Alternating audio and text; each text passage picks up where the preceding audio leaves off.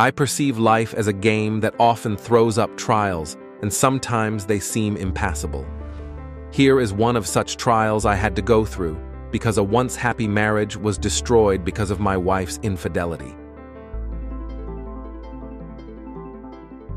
The room wasn't completely dark, but with the curtains drawn and only one lamp on, it was dim.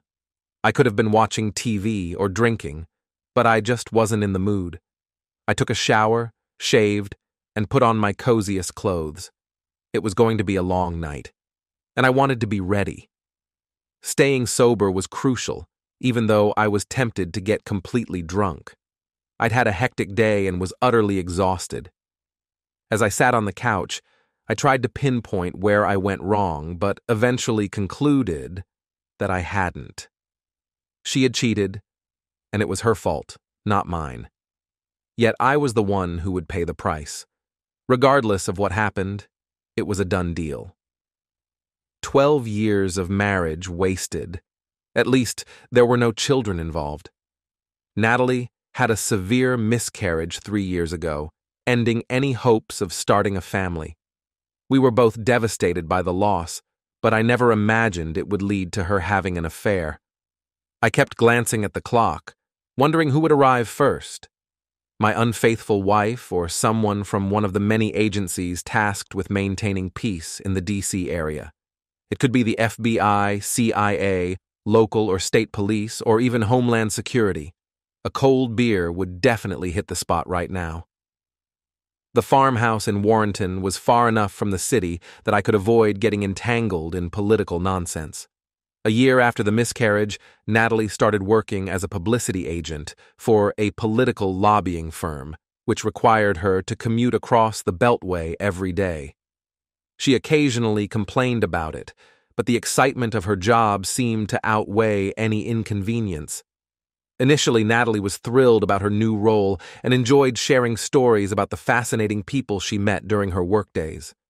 I always listened intently. However, during the second year, I began to notice that there was one particular contact she frequently interacted with, yet never mentioned. This was someone we both knew and were actually friends with. Her avoidance of any discussion about him was concerning. Malcolm Eugene Hurd was one of the senators from our home state of Indiana. Natalie and I went to the University of Indiana with Malcolm and his wife, Sonia. As Malcolm advanced in the political sphere, we drifted apart but still exchanged Christmas cards. Natalie's company handled publicity for Malcolm's campaign and his interactions with constituents. Over the past year, I had seen several photos of the senator in the papers and magazines with Natalie visible in the background. There were also a few short TV clips of him meeting people where she was seen standing nearby, smiling. Although she would have been barely noticeable to most, I noticed her presence. She had never mentioned seeing or talking to Malcolm, which struck me as odd. I primarily worked from home and seldom ventured into the D.C. area. My business was small but thriving, specializing in managing retirement accounts for companies with fewer than 100 employees. Since most of my competitors targeted larger clients, I had a clear advantage. Though I wasn't making a fortune, I was comfortable and enjoyed my work, especially because I could run the whole operation from home without needing office staff. I primarily worked from home and seldom ventured into the D.C. area. My business was small but thriving, specializing in managing retirement accounts for companies with fewer than 100 employees. Since most of my competitors targeted larger clients, I had a clear advantage. Though I wasn't making a fortune, I was comfortable and enjoyed my work, especially because I could run the whole operation from home without needing office staff. It was easy for me to become paranoid about the situation, and it was challenging to discern whether there was anything actually happening or if it was just my imagination. Hiring a private investigator was out of the question due to the expense, especially for investigating a U.S. senator. In a desperate move, I bought 3 small handheld GPS units. Each had an 11-hour battery life and could record every location Natalie visited during her workday. Most of her driving was around the Beltway and to Alexandria, I couldn't use the devices to follow her directly, nor did I want to deal with DC traffic. My plan was to use one unit each day for 3 days, and then review the data over the weekend to see if any patterns emerged. If she was being unfaithful, something might come to light. To my surprise, the GPS units performed better than expected. Over the first 3 days, I noticed she stopped twice at the executive suite apartments near Reston. I easily confirmed that Suite 214 was leased by U.S. Senator Malcolm Hurd. While I didn't know how long she had stayed there, that detail didn't matter much to me. I suppose I could have confronted her with this new information and given her a chance to explain, but I never did. For the next few days, I left the house after Natalie did and drove to Reston. I found a secluded spot and settled in. On the second day, Malcolm arrived in a large, black Mercedes, and 10 minutes later, Natalie showed up. They stayed inside for over 2 hours before leaving separately. My marriage was over, and it was time to start planning. 3 different companies offered to buy my small business, and I quietly deposited the proceeds into a long-term offshore account. The mortgage on the house was higher than its current appraisal, so I decided to walk away from it. Nothing else seemed important. They had met twice on Tuesday, so I used that as a reference for my plan. On Monday, I spent the entire day printing letters and address labels. By 4 o'clock, I had over 200 stamped envelopes ready to be sent out. Everything went according to plan the next day, which was also today. First, I attached a bright orange smoke flare to Malcolm's car ignition, and then I carefully deflated each of Natalie's tires. Malcolm's car wouldn't be destroyed but would be unusable until cleaned. Before heading home, I mailed all of the envelopes. Phase 1 was complete. Natalie arrived home before any of the federal agents I was expecting. She took off her coat and placed her purse on the side table with a noticeable thud. She gave a brief glance but said nothing. Finally, she sat directly across from me and sighed. I had to get one of the girls from work to give me a ride home. I remained silent. That was a pretty drastic thing to do, Robert. How did she figure out it was me? It could have been a vandal or someone with a political axe to grind. I stayed silent. You could have said something. Why did you have to handle it like that? Why didn't Malcolm offer you a ride home? You know full well why. We ended up needing both cars towed. Sorry if I caused you any trouble. There were police and reporters everywhere. 2 TV crews even showed up. I know. I called them. You're unbelievable. That was appalling and thoughtless. Malcolm is up for re-election. If the truth comes out, it'll ruin his chances. I hope so. She looked like she was on the verge of tears, though she was trying to hold them back. Natalie, what was I supposed to do? You were cheating on me with someone I thought was still a friend. Does Sonia know about this? No, she doesn't. I hope she still doesn't. They have 3 kids, Robert. Do you have any idea what this could do to their family? Oh, this is just the beginning. Things are going to get much worse in the coming days. How could things possibly get worse? This is already the worst. Well, for one thing, the police will be here for me soon. Why? Neither Malcolm nor I mentioned your name. How did he explain it to the authorities? He just said it was someone who disagreed with his political views. Well, that pretty much ruined my plan before it even began. I was expecting to be hauled off to some sort of interrogation facility and put through the ringer. Robert, do you want to talk about this? Can I explain what happened? No. I got up and headed for the kitchen. If the police weren't coming, I was going to have a beer. Natalie, I don't want to know what you did, why you did it, or when you did it. It doesn't matter. You can move out or stay. I don't care. Just don't try to justify it. I went out to the front porch. It was a bit chilly for this time of year. The beer was nice, but coffee would have been better. I had no plan for reconciliation and no idea why she did what she did. I didn't want to know. When I came back inside, Natalie had retreated to the bedroom and closed the door. I grabbed another beer and settled back on the sofa. It was going to be a long night. About an hour later, Natalie came back to the living room, looking as if she had been crying. She cautiously took a seat on the chair nearest to me and started fidgeting with her hands. "Robert, what did you mean when you said things were going to get worse?" "I sent a letter to Sonia today. I also sent 221 copies of the letter to every newspaper, radio, and TV station in the area. Every U.S. senator received a copy, as well as the FBI, CIA, NSA, and Homeland Security. Everyone in both of our families got one, as well as everyone on our Christmas card list. Each commentator on FOX TV got their own copy.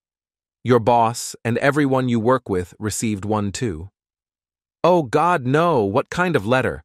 Who do you think will believe an accusation from a madman? Do you actually have solid proof of anything, or are you just guessing? You're going to look like a fool, Robert. Worse than that, they'll call me demented and crazy. Do you think I care? I have no life and nothing to look forward to. I'm going down, but I'm not going down alone. I think you're overestimating the impact your letter will have. Public figures get letters like that all the time. They have a special file for them." "Then, I guess I wasted my time. I guess that's good for you and Malcolm. If it's all right with you, I'm going to sleep on the couch tonight." I grabbed the Afghan from the back of the sofa and started making a bed. "Can I at least see the letter?" I went to the table, took a piece of paper from the top drawer and handed it to her. The letter was short, and it only took her a few seconds to read it. "Oh no! Robert, you didn't send this. Please tell me you didn't do it." She fell into a chair and began to cry. The letter fell to the floor. "Dear Sonia, if Malcolm sees Natalie again or even contacts her, I will do terrible things. Your friend Robert Sorensen." No sane person would write such a thing. Of course, I didn't mean anything by it, but I felt that shocking information was necessary. I was sure that as soon as the letter was discovered, I would be arrested and I would face serious consequences. I didn't care. If I had written as a jealous husband, the letter would have been ignored. The threat to the lives of the children of an American senator would inevitably attract attention. Natalie stumbled into the bedroom, and I knew that the mail would be delivered at the earliest around 9 o'clock the next morning. I was hoping to rest for one more night before everything collapses. I got up early the next morning. Fortunately, I had a razor in the car, which I used on the way to the nearest diner. I ate a specialty for breakfast, and on the way I bought a pack of chewing gum. I'd prefer a toothbrush, but chewing gum would be enough for today. I tried to kill as much time as possible, but in the end, I had to go home. When I arrived, a black sedan and a state police car were parked in front of the house. I never made it to the door.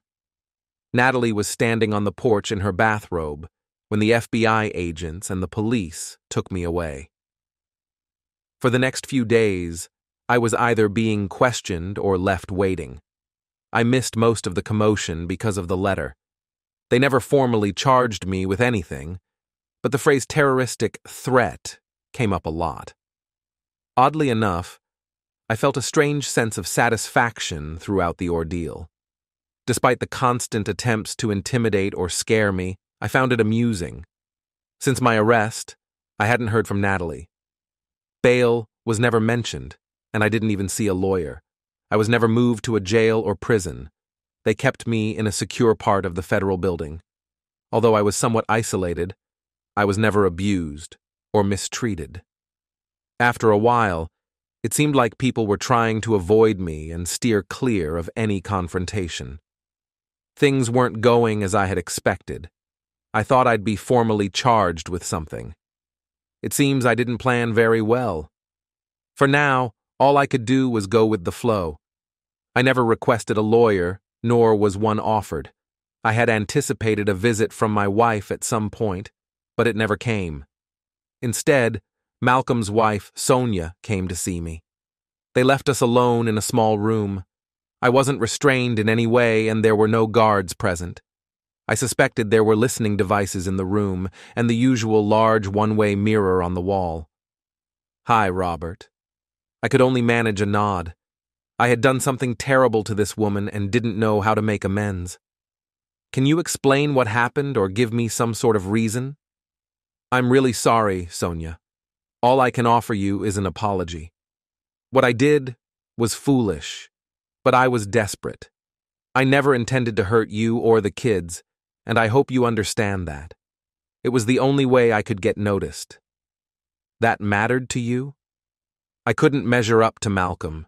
You know he's powerful, wealthy, and charismatic. I hated that I lost Natalie to him and felt there was no way to get back at him for the pain he caused me." "Well, it seems like you did a pretty effective job." I could only give her a puzzled look. "Malcolm was called back to Indiana to meet with the State Democratic Committee about this recent incident. Robert, this isn't the first time he's messed up, but it's the first time his people haven't been able to cover it up. People who support politicians have ways of keeping things clean, but your actions threw a wrench in that. Is that a good or bad thing? Right now, I think Malcolm's political career is over. That's only fair, considering my marriage is over too." Sonia gave me a faint smile. "Robert, I need a favor. After what I did to you, you're asking for help? What could I possibly do for you?" "I'm planning to divorce Malcolm and was wondering if you had any proof of his affair with Natalie." "Sorry, I can't help with that. All I know is that Malcolm had a condo lease in Reston where they used to go to be alone. I don't have any videos, photos, or recordings. For all I know, they could have just been playing Scrabble." "Malcolm hates Scrabble." We shared a small laugh. For a few moments, there was silence. I felt uneasy because I hadn't been able to shave or clean up for a few days. Sonia was flawless in every way. She looked even better now than she did back in college. She had transformed from an awkward teenager into a stunning woman. Malcolm had it all: power, status, a family, and a wonderful wife. Why did that bastard need to take mine? Sonia stood up from her chair, signaling that our conversation was over. "Can I visit you again, Robert?" "Of course, I'd like that." She left, and I felt a pang of sadness. I had threatened her children's lives publicly, and she had never raised her voice or shown any sign of anger towards me. It was as though she understood what I was trying to do and why I did it. 2 hours later, I was removed from the federal building and dropped off at home. They left me at my doorstep without a word or explanation during the entire trip. The house was empty. Natalie's belongings were gone, and I couldn't find her car. I disconnected the phone and spent the next few days watching TV. I took a twisted satisfaction in seeing the chaos I had caused. For some reason, the media seemed more interested in the affair than in my threats. After 2 days of no outside contact, I finally called my parents to assure them that everything was okay. On my first outing, I bought 2 six-packs of beer and 10 frozen TV dinners. I waited until the last of the photographers had left. Hopefully, my 15 minutes of fame were finally over. I considered reaching out to Natalie's parents or sisters to try and find her, but couldn't think of a good reason to do so. I decided it was best to wait and avoid causing any trouble. Meanwhile, I had a nice sum of money sitting in my overseas bank account, and I wasn't sure what to do with it. I had enough funds in my local bank to get by for a few more months, after which I would need to make some decisions about my future. What would I do to support myself? The answer came from an unexpected source. Malcolm Hurd was no longer his party's pick for re-election and did not handle the news well. While the mainstream media downplayed his protests and outbursts, Fox News amplified them. The more he raged, the more Fox seemed to provoke him. His major error was directing his fury at his wife. Sonia ended the situation by stabbing him with an 8-inch kitchen knife. There was plenty of evidence showing she acted in self-defense, including the nanny who witnessed the incident. However, the complicated circumstances created a legal quagmire for Sonia and a distressing situation for her children. 2 days later, a nondescript small car picked me up from my house and drove me to Bethesda. A secretary from the law firm Barnes, and Griffin informed me that they needed to see me urgently. They provided no additional details, but the mystery of the invitation was enough for me to accept. Instead of entering through the front, we parked in the back and used a fire exit. The room I was shown into didn't seem to be one of their premium client spaces. It felt more like a pro bono setup, though that didn't quite add up. Mr. Sorensen, my name is Wilfred Malik. I have been chosen to present you with a special offer, he said. Malik was significantly overweight and sweating heavily, despite the room not being particularly warm. He appeared to be around 50, with thinning hair combed over and a ruddy complexion. What do you mean, you were chosen? He gave me a puzzled look, evidently more perplexed by my questioning of his phrasing than by the offer he was about to make. Why are we in this small room, Mr. Malik? It feels like you're trying to keep me hidden. You're very perceptive, Mr. Sorensen. We've been instructed to keep this meeting discreet. Let's just say that no one is supposed to know you're here. So you're an expert in handling discreet clients? He didn't respond, only showing me a folder in front of him and little else. Are you familiar with Nihao? Yes, actually I am. I've never been there, but I understand very few people have. Sonia Hurd owns, or rather leases, a small home on Nihao. That doesn't make sense. Nihao is a restricted island. I thought only a few natives and the owners lived there. That's right. Let's just say some exceptions have been made regarding Sonia Hurd. Okay, you've piqued my interest. What does Sonia Hurd and the island of Nihao have to do with me? Things aren't going well with the trial. It's a mess and getting worse. Malcolm's family is spending all their resources to ensure Sonia is held accountable. She's worried about how this will affect her children and wants to protect them from it. And how does this concern me? Sonia is sending her children to Nihao until things settle down. It's the only place she feels they will be safe from all this. She wants you to accompany them. You must be joking.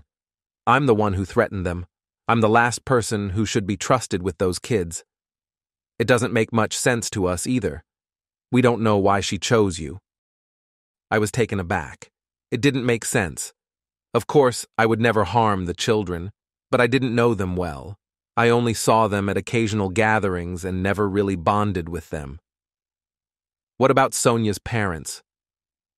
Her father has Alzheimer's, and her mother is overwhelmed with his care.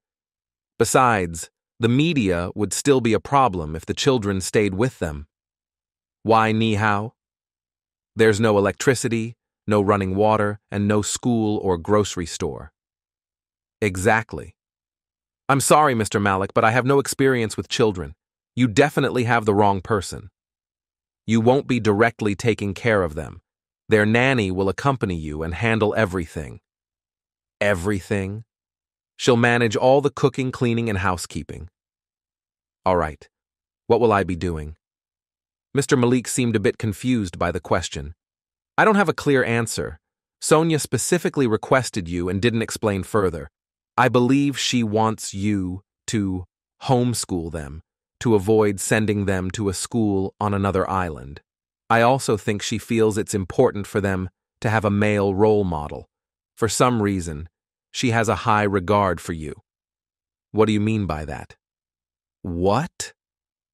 You mentioned that she seems to think highly of me for some reason. What did you mean by that?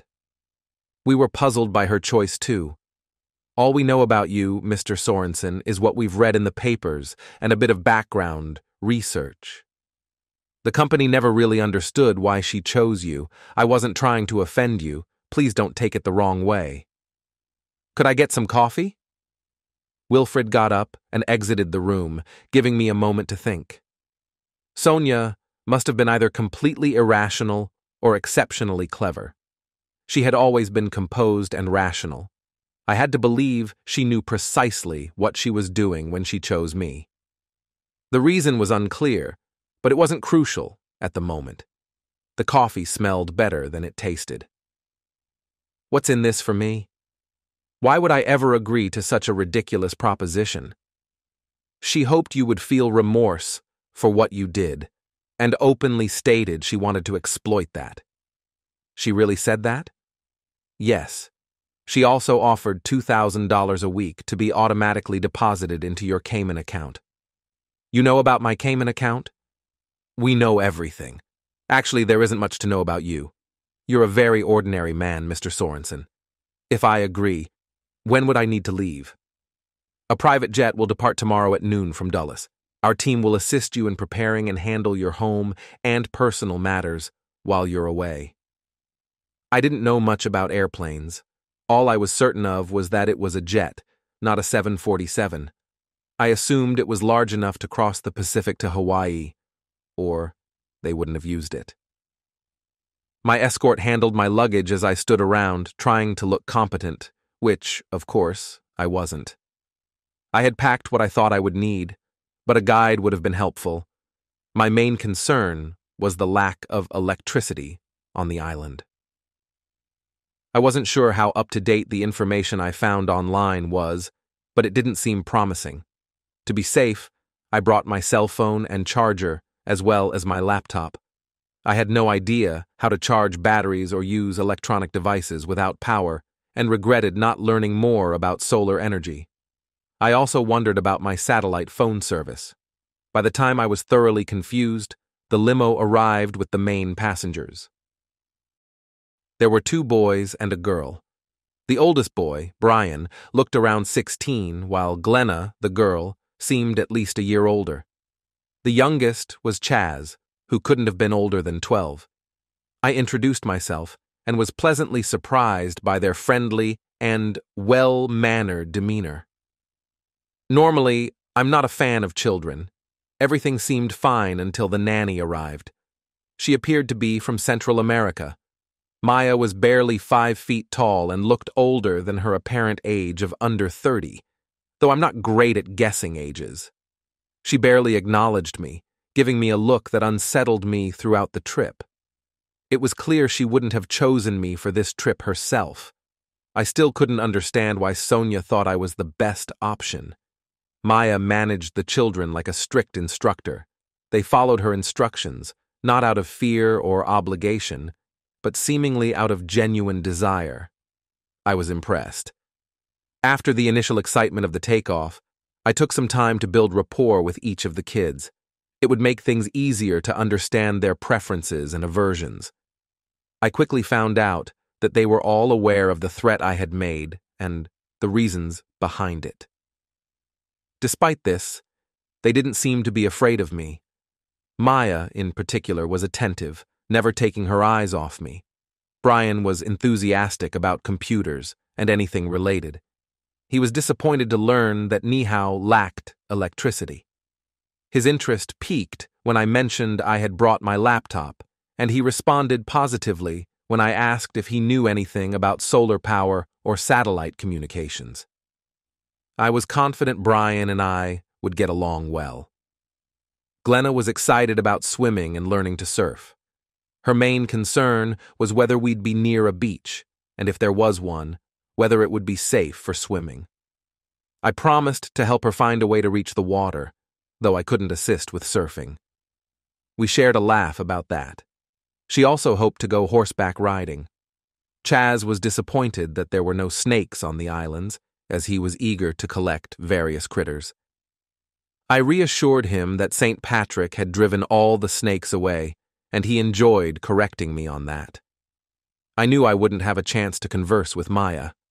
Her facial expressions and gestures clearly indicated that she wanted nothing to do with me. It was apparent she didn't appreciate my interaction with the other kids. I found myself observing her while she slept. Her skin was a bronze hue with a slight sheen, her lips and nose slightly flatter and broader than average, and her dark, heavy eyebrows framed her deep, dark eyes. She was captivating, exotic, and intriguingly attractive. We stopped in Seattle for dinner at the airport while the plane was refueling. I was surprised to find that Maya spoke flawless English without any noticeable accent.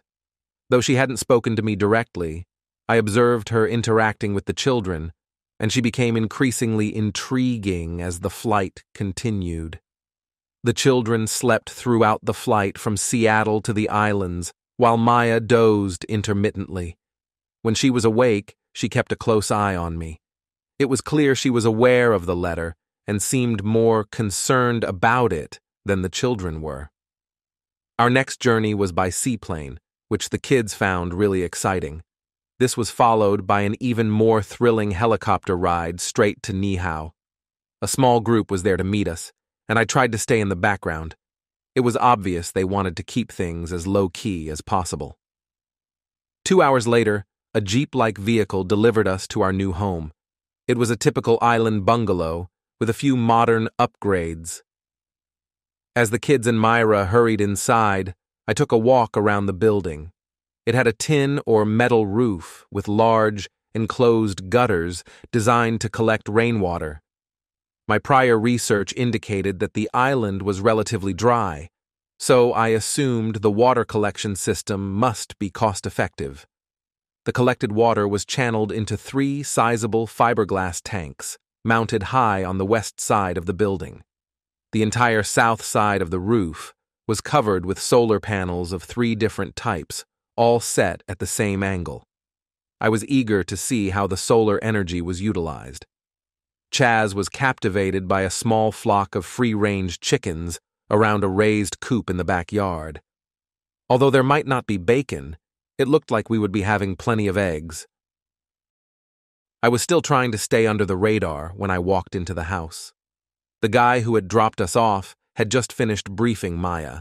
He would be delivering groceries and supplies every Tuesday morning and had given Maya some forms for ordering the following week. I decided to stay out of it. Maya was the expert, and I was just tagging along. I still didn't understand why I was here. There was a propane tank out back that would be checked and refilled monthly, and besides the stove, there was an old-fashioned propane-powered refrigerator. I hadn't seen one of those since I was a kid. There seemed to be plenty of fresh fruits and vegetables. Brian announced he had taken the small bedroom on the south side of the house, which had a door leading to the battery storage area for the solar panels. I was initially worried, but then I noticed the area was well ventilated. Along with the batteries, there was a jumble of wiring and switches. It scared me, but Brian was intrigued and eager to dive in. I ended up sharing a room with Chaz, which he thought was great. Maya wasn't thrilled, but there was no other place for me to sleep. She certainly didn't offer to share, nor did I expect her to. For dinner, Maya put together a small buffet of fresh fruit. She didn't seem up for cooking, which made sense. 10 minutes after we finished eating, Chaz was already asleep on the sofa, and the rest of us were ready for bed. About half an hour later, I heard a small scream. It turned out Maya had been the first to try out the unheated shower. I was relieved to find it was nothing more than that, and it made me chuckle a bit. By the time I got up, Maya had breakfast ready, fruit, eggs, and fresh juice. Chaz was beaming because he had collected the eggs, and Maya had no problem assigning him this task every morning. I found that shaving with cold water wasn't enjoyable, and the chilly shower wasn't pleasant either. The water wasn't freezing, but it wasn't warm either. I also realized that I'd need new clothes if I planned to stay here for any significant time. After finishing my morning routine, I discovered I was alone in the house. I stood on the porch, looking out over the valley. The ocean was closer than I had thought. At the bottom of the hill, I could see Maya with Glenna and Chaz.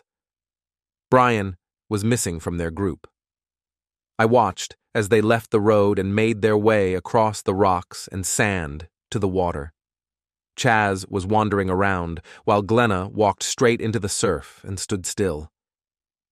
They were almost a mile away, so I could only make out their general movements. Maya sat on a rock outcropping, observing them. I turned my attention to the house when I heard some noise from the back and saw Brian in the middle of the battery room, deeply focused with a clipboard. He must have been so absorbed in his work that he didn't hear me come in. A quick glance showed he was drawing a schematic of the house's wiring and equipment. I was relieved he had found something to do so quickly. "Mr. Sorensen, what kind of cell phone service do you have?" I must not have been as quiet as I thought. "It's Verizon. I brought it hoping we might get satellite reception." "Is it capable of internet?" "Internet, email, GPS, and texting.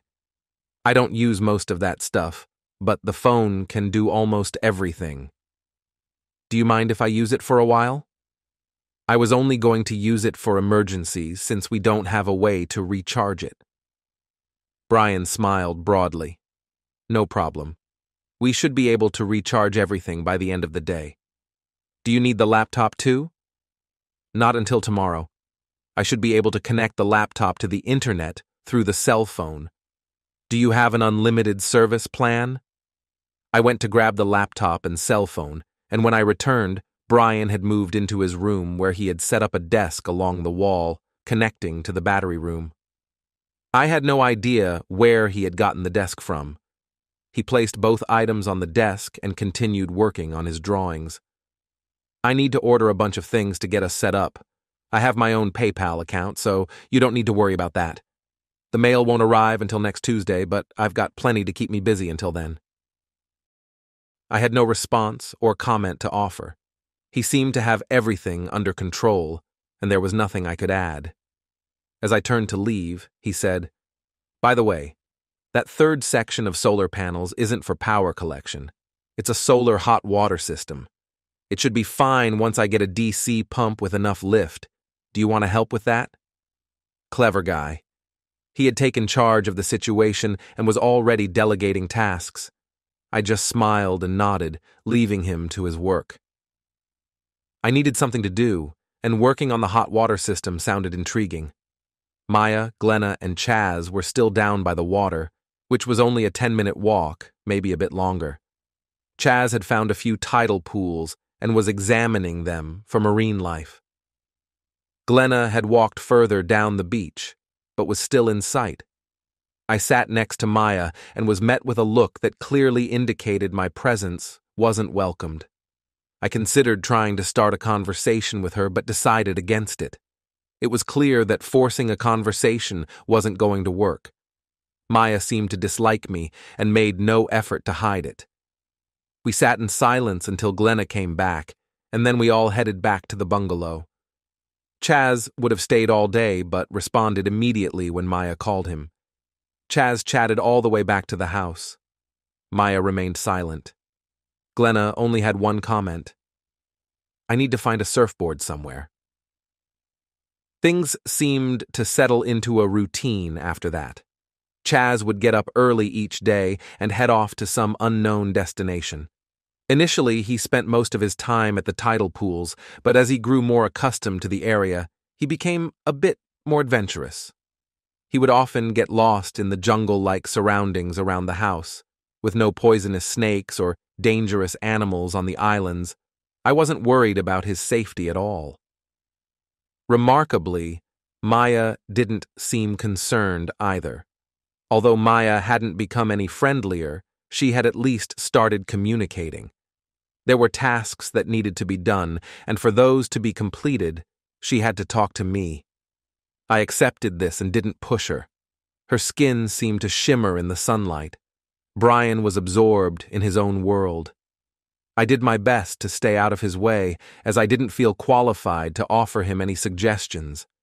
His desk resembled a tangled mess of wires and homemade boxes. The cell phone had ceased to be portable and was now permanently connected to the solar electrical system, with the laptop wired into it. We had worldwide phone service and internet access through the phone. Glenna managed to persuade Brian to make a call for her, and by the next morning, she had her own surfboard. She spent her days at the beach teaching herself to surf, while Brian showed her web videos he had found throughout the day.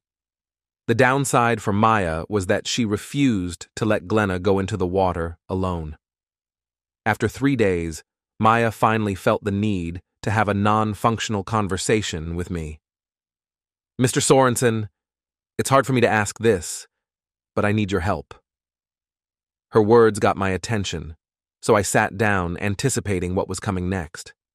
I swore she was becoming more beautiful every day. I have washing, cleaning, cooking, and other household chores that need to be done.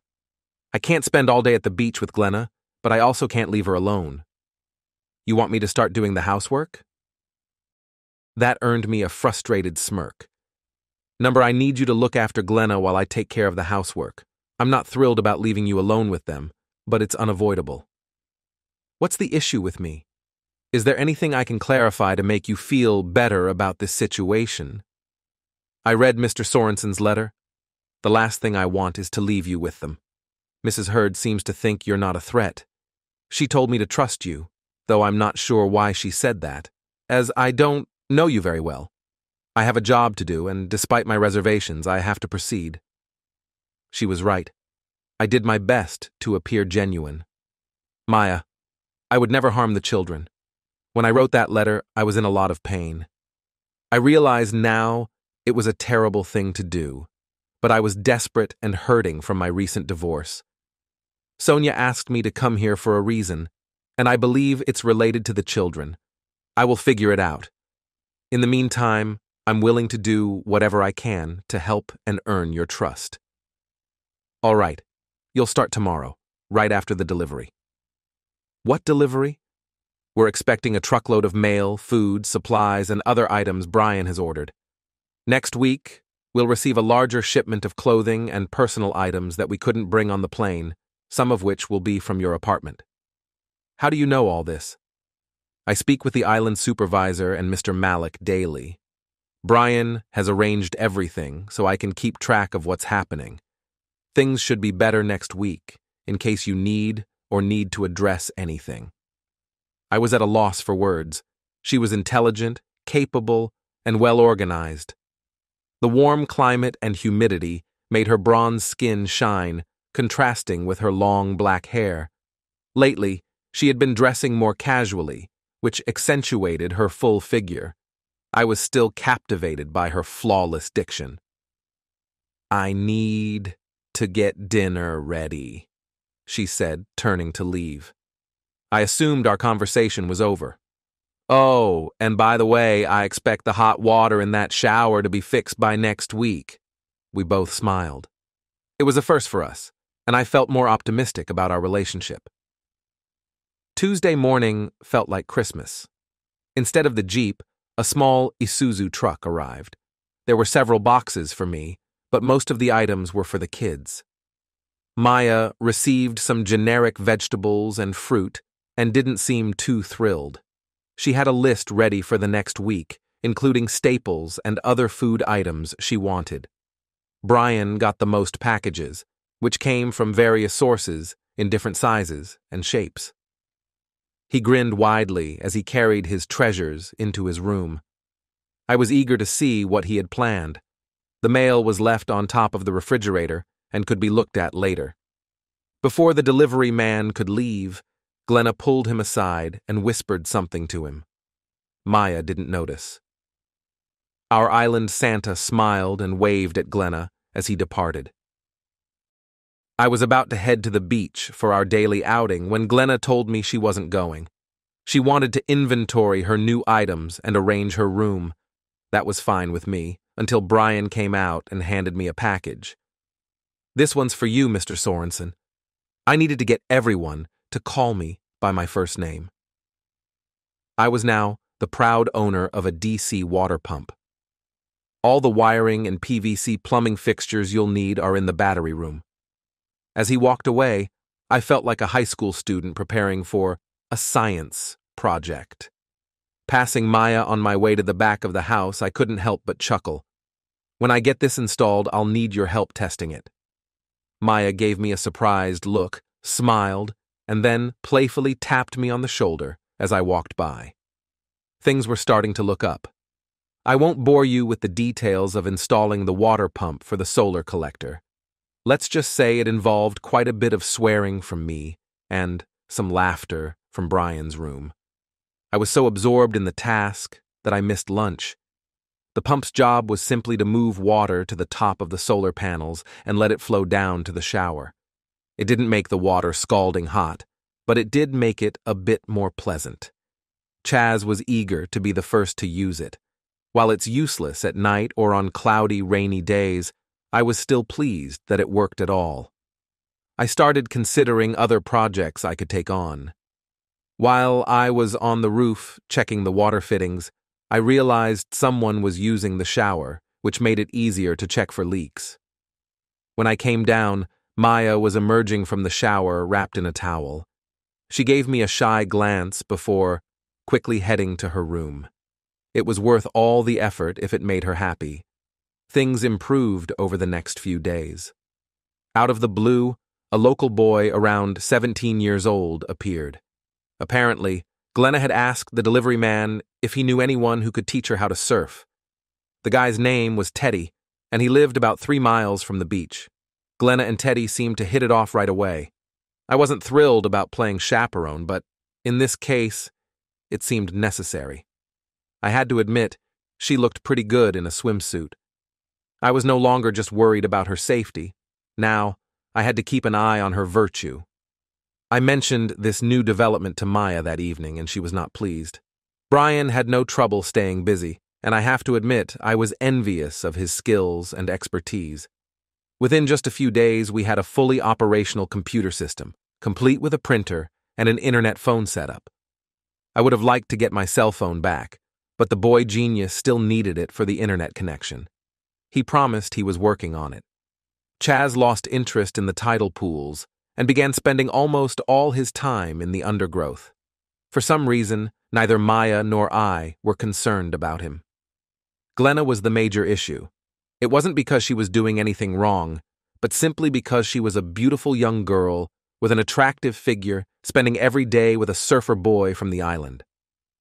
I hate to sound like I'm stereotyping, but that seemed to be the best way to describe him. There was nothing about Teddy that you wouldn't like, except for the fact that he was probably just a typical teenage boy with his own set of interests. Glenna shouldn't have been flirting and leading Teddy on, but she was a teenager dealing with intense emotions.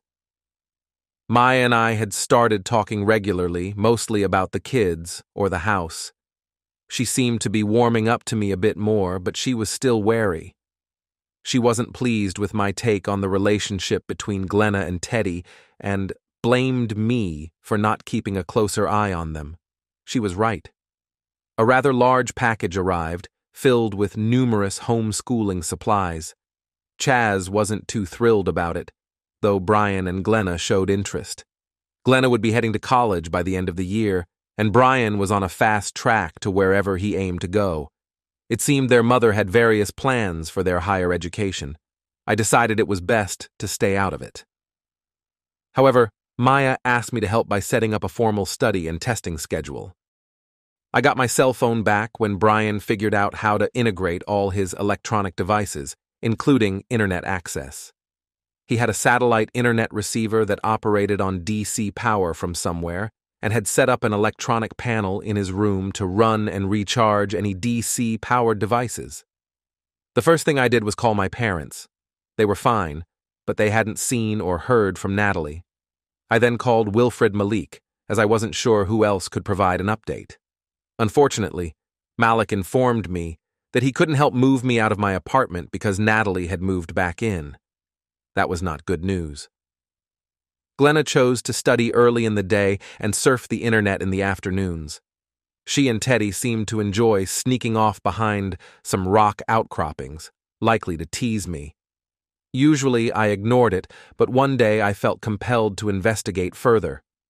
With my cell phone back, I managed to get a few pictures of Teddy and Glenna kissing, among other things. Although Glenna was still in her bikini, it didn't stop Teddy from exploring. My discreet cough interrupted their fun and allowed me to walk home with a rather embarrassed young lady. When Maya saw the photos, she was convinced that my concerns about Glenna were valid. Soon after, I noticed them having a private conversation on the back lanai. I was relieved that Maya was there. as this was a discussion I wanted to avoid. After Maya finished talking with Glenna, she gave me a scolding that I wouldn't forget for a long time. She was displeased with how poorly I had managed watching Glenna. On another note, Brian had managed to complete all of his school assignments and tests, and had reached out to the admissions departments at several schools he was interested in. I was impressed with his initiative. Chaz was also starting to act a bit odd. After his afternoon outings, he would retreat to his room to make various notes and drawings. Brian got him a small digital camera and showed him how to upload the pictures to the new desktop computer that seemed to appear out of nowhere. There were DC appliance plugs installed in every room of the house. The new computer Chaz was using also had a small scanner. He was becoming quite the tech enthusiast, much like his brother, though his interest was more focused on biology rather than electronics. I got my laptop back at the same time a DC-powered HD TV arrived. Things were looking pretty good, but I still wished I had a microwave oven from time to time. The next few weeks were relatively normal. The highlight for me was when Maya admitted she didn't believe I intended to harm the children. She didn't go into details, and I didn't press her. Glenna had her 18th birthday party. Then things started to change rapidly. The first shift came when Maya told me I no longer needed to go to the beach with Glenna. I don't get it, Maya. You were so worried about her safety and her close relationship with Teddy. What's changed? I have a lot of confidence in Teddy. I think he understands the water and the waves. I believe he can keep Glenna safe. I don't think she'll get hurt with him around. Come on, Maya. You know what's happening between them. There's no way you can leave them alone together on a deserted beach. You know what's going to happen. Maya put down the laundry she was folding and looked at me. It's too late, Robert. That was the first time she used my first name. What do you mean by that? It means you did a terrible job as a chaperone. She sighed as if she had failed at something. They've already had intimacy. We can't stop it now. I know because I was young once. We might as well let them sort it out themselves and stop torturing ourselves. What if she gets pregnant? What are you going to tell Sonia? I put Glenna on birth control pills a few weeks ago. I also spoke with Mrs. Hurd about it. She's fine with it and thinks it's normal and healthy. How did you manage to get her a prescription for the pills? Why didn't you tell me you were in touch with their mother? Maya grabbed her folded laundry and walked out of the room. I don't want to discuss this anymore. There are several roof panels that need securing. Try to get it done before supper, and for heaven's sake, don't fall off the roof. I was being dismissed, and could easily tell that Maya had given me all the information she intended to. Just as I was starting to feel at ease with the situation, I suddenly felt like an outsider again. I spent the entire afternoon on the roof, hammering away and brooding over my inability to manage my own affairs. I remained quiet and sullen during the evening meal. Glenna seemed unusually happy, and with good reason. Brian and Chaz were their usual selves. Maya noticed my unhappiness and subtly communicated it by sticking her tongue out at me when the children weren't looking, followed by a small smile. I spent the rest of the evening feeling puzzled. With my afternoons no longer occupied by babysitting Glenna, I had plenty of time to work around the house. If I needed any parts or tools, I wrote them down on the list Maya kept on the refrigerator. I never quite understood my role.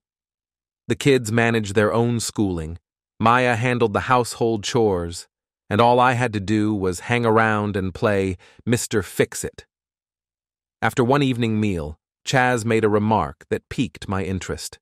He looked at Brian and said, "I miss Sarai. She could cook a lot better than Maya." There was some more discussion about the food, but I was more intrigued by who Sarai was and why she wasn't with us. I filed the comment about Sarai away in my cluttered mind. It wasn't pressing enough to focus on, but I wanted to remember it. I suppose I could have asked one of the kids about Sarai, but I didn't feel comfortable doing so. Out of nowhere, Brian received an acceptance letter from MIT with classes starting in just 4 weeks. It seemed that everything had been arranged and organized without my knowledge. Apparently, I didn't need to be informed. I insisted that before he left, he needed to create a manual detailing everything about the electrical system in the house in a way I could understand. He saw it as a good challenge and got right to work. He also prepared Glenna for her final exams and assisted her with some college applications. I was increasingly puzzled. If Sonia was allowing the kids to leave the island to attend college, why were we sent here in the first place, and what were they being protected from? I was the one who had threatened them, and yet I was being disregarded. I assumed they were here to shield them from any upsetting news about their father's death and their mother's prosecution. But with our TV and internet access, that didn't seem to be the case. My presence felt superficial. Maya laughed when she saw that I had added a 6-pack of beer to the supply list. The situation became more complicated on the night of the beginning of the monsoon. Maybe it was just a big storm, but we all called it the monsoon. It rained all day, and Chaz didn't come back for dinner. Maya and I decided to leave Glenn and Brian at home and look for him. The incessant rain turned everything into mud. I knew that his favorite place was a deep ravine south of the house, and that's where we found him. He was fine. He was just stuck. The sides of the gorge were steep. Normally, Chaz could have easily moved along them, but the rain turned the footholds into slippery mud. Maya immediately slipped when she tried to help. By then, she was soaked to the skin. While I was distracted, I suddenly found myself falling and landing next to a dirty, rain-soaked Maya. Chaz was laughing heartily, covered in sticky mud, but it didn't bother him too much. It took us about 10 minutes to get him out of the ravine. Maya gave him a little scolding, which he probably deserved. I just felt relieved that we found him safe and sound. The rain managed to wash away some of the dirt before we returned to the house, but not completely. Maya insisted that we leave our shoes outside and then shoved Chaz into the shower. He gave her his dirty clothes, and she gave him a towel to wrap himself in. Glenna took him to his room. For some reason, I decided to join Maya in the shower. She was still dressed when I came in. Surprised at first, she quickly relaxed and turned her back on me. I sprayed shampoo on her head and started washing her hair. At first, she stood motionless, holding her breath, but soon exhaled and began to breathe normally. She tilted her head to make it easier for me. Everything led to intimacy in the shower. It was awesome. Fortunately, it didn't take long as Brian started knocking on the door to check if everything was okay. I got out of the shower first, wrapped in a towel. When I passed Glenna and Brian in the living room, they were both giggling. I couldn't tell if it was a good sign or a bad one. All I knew was that I felt good at that moment. When I got to the room, Chaz was fast asleep, probably exhausted from the day. I decided to lie down for a minute and eventually slept until the next morning. I was expecting a cheerful and happy housekeeper the next morning, but instead I encountered a grumpy one. I was puzzled but couldn't address the issue with the kids around. Eventually, Glenna, Brian, and Chaz went their separate ways, leaving Maya and me alone. Maya, I'm confused. You seem a bit off. Did I do something wrong? If I did, I'm sorry. I never meant to force you into something you didn't want to do. She set down the dish she was drying. No, you didn't do anything wrong, I did. I'm sorry you're feeling this way. It won't happen again. She slammed her hand flat on the counter. No, damn it, that's not it. It's not about you or anything you've done. I'm not following. Maya poured 2 fresh cups of coffee and sat down with me at the table. Do you remember when I talked to Glenna about 2 weeks ago, the day you saw her kissing Terry? Yeah, I thought you handled it well. What went wrong? I gave Glenna my birth control pills. I wasn't using them, or rather I didn't need them, I figured she'd get more use out of them than I would. At the time, I didn't expect anything to happen between us. I took a large sip of coffee, even though it was too hot. Are you saying there's a possibility that… She cut me off before I could finish. Don't even say or think it. I won't know anything for a few weeks. In the meantime, keep it in your pants. She noticed my dejected look. At least until I can get more pills. She managed a small smile as she turned back to the sink. For some reason, I found myself hoping she was pregnant. I barely knew her, but the thought of being a father to her child was strangely exciting. I couldn't explain why. Chaz and I spent most of the day replacing the roof on the chicken shed since it was still too muddy for him to go to his sanctuary. I stayed in a good mood all day. We were watching the news on TV, but not regularly, so we were completely taken aback the following week when Sonia Hurd showed up at the house. I felt like an outsider again, so I stayed in the background and let her spend time with her children. Maya pulled me aside and briefed me on what had happened. Apparently, the prosecuting attorney had quietly dropped all charges against Sonia, and she had been released with minimal publicity. She had come straight to see her children and avoid the press. She managed to stay under the radar quite effectively, as everyone on the news was speculating about her whereabouts. It turned out that a substantial amount of forensic evidence had been collected right after the murder. None of it was compromised or planted, and none of it directly implicated Sonia. The prosecutor tried everything to connect her to the case, but couldn't. Sonia's attorney remained silent throughout, not protesting or pushing for the case to be dropped. They simply waited for the case to unravel on its own. Sonia spent all that time in jail when she probably could have been released much earlier. All I could think about was what this had to do with me and why I was here. The Jeep that had brought Sonia to the house was still parked outside. As Maya and I relaxed on the front porch, the kids began gathering their things from inside. Sonia eventually came over. I really want to thank you both for all your help. I couldn't have managed this without you, she said, overly gracious. Maya quickly responded, Mrs. Hurd, Sarai and I can never thank you enough for all you've done. You don't need to thank me. We'll be forever in your debt. I sat there feeling clueless. The mention of the name Sarai puzzled me. Who was Sarai, and what was her role in this? Did you have a good time, Robert? Sonia asked, catching me off guard. I gathered my thoughts and replied, Yes, I suppose so. Are you not sure? Sonia, I never understood why I was here or what I was supposed to do. Since you're here, could you perhaps explain? Just then, the three kids burst out of the house and tossed their bags into the Jeep. Maya, we're heading to the Big Island for about a week. I'm leaving you here with Robert to rest. When we return, we can talk about what comes next, and I'll explain everything to Robert. Sonia got into the Jeep with the kids, who all waved as they drove off. I glanced at Maya, who had a mischievous little smile. I was confused, while she looked pleased. Do you want to go inside and have some fun? I could hardly believe my ears. Did you get your new pills? No, silly, I'm pregnant. No point in worrying about pills now. We spent most of the day in bed.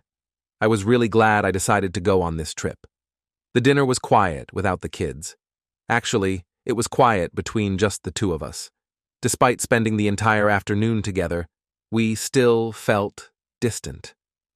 There were many unanswered questions. Here I was with a woman I wanted to stay with and have a baby with, yet I knew very little about her. It was difficult to explain. Maya, who is Sarai? My sister. She answered the question but left it at that, making things even more confusing. How does she fit into this whole situation? Besides being your sister, what role did she play in the family? Maya got up from the table and fetched me a bottle of my favorite beer. Sarai and I both worked for Mrs. Hurd. She cooked and I handled the children and housekeeping. And where is she now? Maya poured herself a beer as well. Robert, I'm not trying to be difficult. I want to tell you everything, but it's a bit complicated. I had upset her, which wasn't my intention. I felt bad, but I was also hurt that she was keeping things from me. She sipped her beer from a glass. Robert, what's the status of your marriage? What I'm really trying to find out is whether you'll still be married when all of this is over. I thought she would file for divorce when she left, but she didn't, and I don't know why. I'm also unsure about the current status. If she doesn't file soon, I will. It's hard to do anything or know anything from here. The beer tasted good, though it could have been a bit colder. Still, it was fine. How come you speak perfect English with no accent if you're from Guatemala? I've been in the States since I was 3. Sarai and I picked up English from Sesame Street. Our conversation was flowing well, and I hope to keep it that way, though I often have a talent for saying the wrong thing. Why didn't you kill Mr. Hurd, Robert? Can I have another beer? I handed her the empty bottle. Maya, I felt more hurt and humiliated than vengeful. I was angry, but not angry enough to kill. She gave me a new bottle. This is the last one. Enjoy it. Robert, are you happy that I'm having a baby, or does it upset you? I'm very happy about the baby, but I'm worried about what will happen between us. That's a good answer. There was a brief pause. I was sure she had more questions, and I had my own. It was time for me to put my foot in my mouth.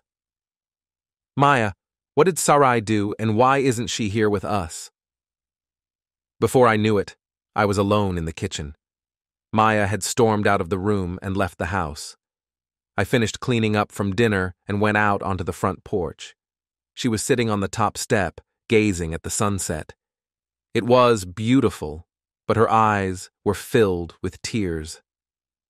I sat beside her in silence. It was at least 10 minutes before the last rays of daylight vanished below the horizon. It was a quiet 10 minutes. She looked at me and took my hand. Robert, Mrs. Hurd didn't kill her husband. Sarai did. He was attacking Mrs. Hurd and wouldn't stop. Sarai grabbed a knife and stabbed him in the chest. Mrs. Hurd told the police it was her fault to give Sarai a chance to escape. I think Sarai might have returned to Guatemala, but I'm not certain.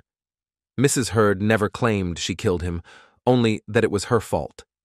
That's why the police still needed to prove it. I embraced Maya, kissing her gently on the side of her head. It wasn't a passionate kiss, but a comforting one. We remained on the porch for a few more minutes in silence before heading to bed. There was no intimacy that night. We tried to make the next day as normal as possible, but without the kids, it was difficult. I received an email from Malik with a brief message, "Check the Drudge report."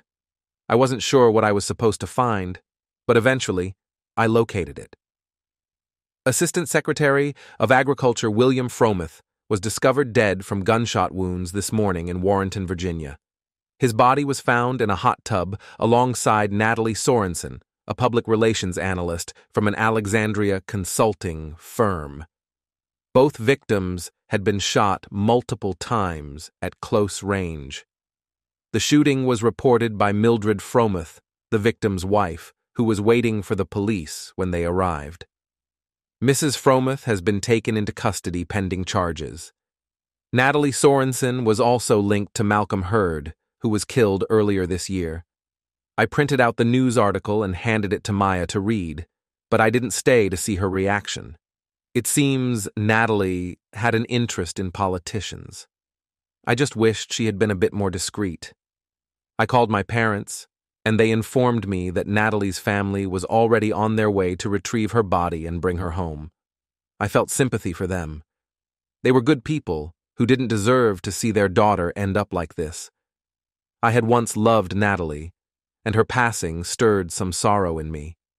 When Sonia and the others returned to Nihao, she was already aware of Natalie's death. She made time to sit down and talk with me, taking an hour to explain the circumstances surrounding Malcolm's death. However, she still didn't clarify why she had sent me here. I asked her directly twice, but she avoided the question each time. It became clear she wasn't going to provide an answer, so I gave up. They were all heading back to the States.